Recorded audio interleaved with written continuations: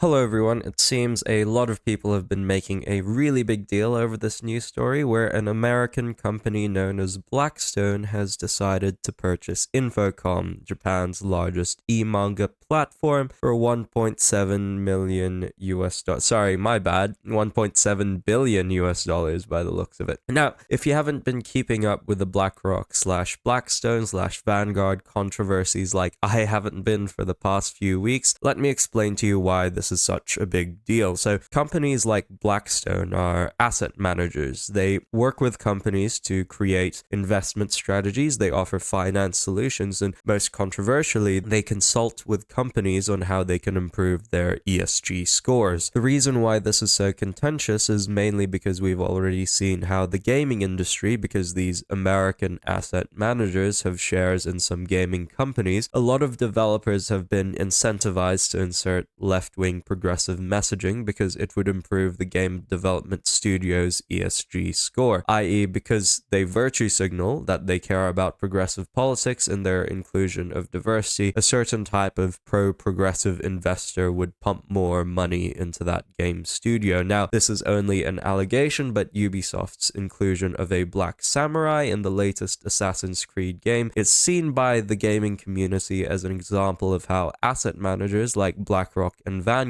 have influenced the creative decisions of a studio, and a lot of gamers, of course, were really unhappy with the inclusion of this black character because they saw it as a form of virtue signaling and forced diversity, considering that Japan at the time did not actually have like a sizable black community living there. Now, in this article, one of the reasons Blackstone cites for actually buying Infocom in the first place is because they recognize Japan's soft power, and in this case it's the cultural phenomenon of manga, and I think it's just so unfortunate because these companies don't recognize why anime and manga have actually become so popular in the West in the first place. I did see a while ago that, let me get the article up. I did see this article actually about how Japanese manga actually outsold American comic books, and it is purely for the reason that there are no longer any good modern American comics. The reason why young people have flocked to anime is purely because Japan has yet to be infected by the left-wing progressivism, which is so rampant in America's entertainment institutions. So it would really suck. It would really suck if Blackstone pushed this e-manga company to censor bits and pieces of the manga or push manga authors to include more progressive messaging, because it would ruin the appeal of why people read manga in the first place. It's because Japanese creatives focus on storytelling first rather than pushing a political message, and that's why it's bad that a company like Blackstone is starting to infiltrate the Japanese market. I do really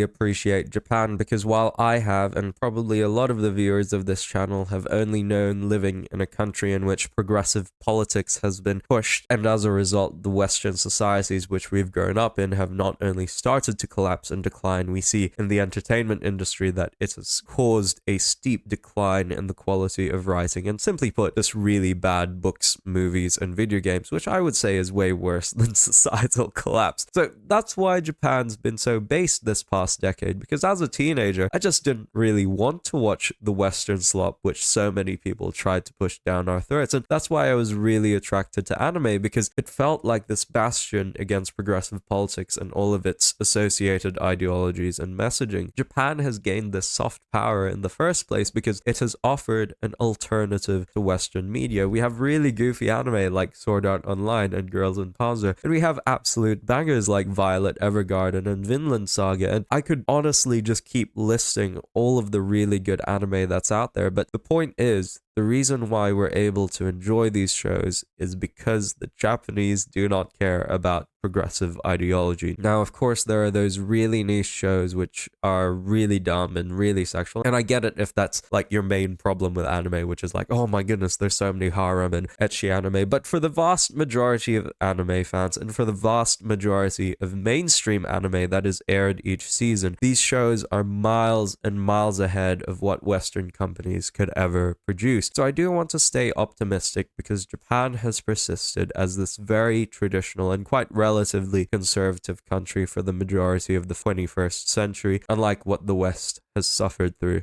Yes, at moments like this, when Western companies try to infiltrate the Japanese market, we should be raising the alarm and be concerned that this sort of stuff is happening. And yes, it is unfortunate that even the current Japanese government is trying to be more progressive in its policies as well. However, I do want to stay a bit optimistic because this culture has endured hundreds and hundreds of years, and I do think there's just something very intrinsically Japanese in preserving tradition, and I hope it is that spirit of stubbornness that the Japanese have, and I pray hopefully will mean that a lot of Japanese people start really opposing this Western colonization of their culture. This progressive appropriation of Japanese culture will hopefully be pushed back. So I'll end this video with that message. It's not over until it's actually over.